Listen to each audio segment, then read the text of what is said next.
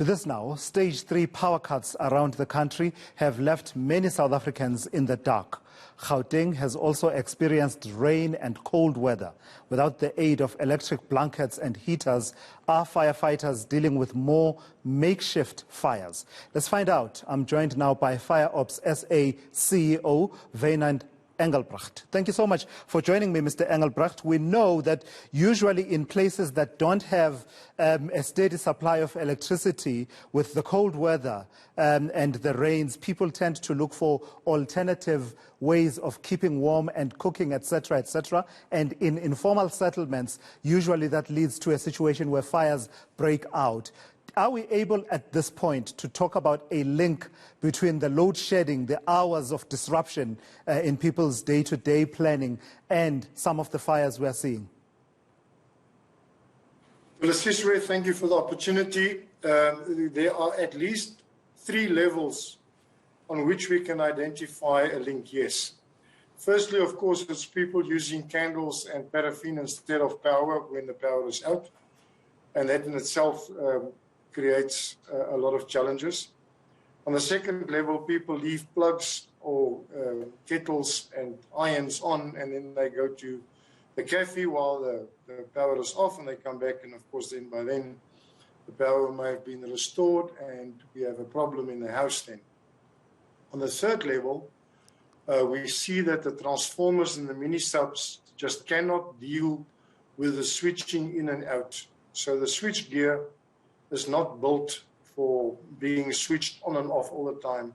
So we have an increased number of transformers burning in the city and also mini subs burning in the city. So those 3 levels, the use of candles or paraffin and gas while the power is out, then plugs being left on and not being monitored, and when the power comes on back on, then these plugs then present a problem, or stoves present a problem, and then the transformers that are just not built for switching in and out like that. Yeah, and in fact, the second one, let me just tease out the second factor that you mentioned there, the ease with which, you can forget to switch off at the plugs if you are using one of these high energy intense and resistance-based kind of appliances, such as stoves and heaters.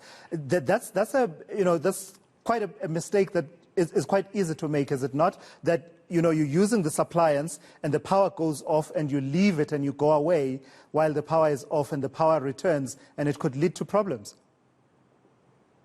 Yeah, it's easy to forget it. We all do it. The power is going to be off for 3 or 4 hours. So you decide you're going to run to the cafe, drive to the restaurant, go have a meal somewhere else, and you come back and you've forgotten to isolate these power points, and then that of course leads to a challenge. I think it's quite a common occurrence.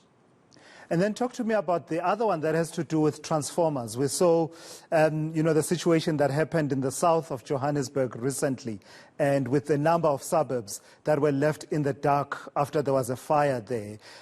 What is the level of contribution of load shedding to transformer fires that we are observing?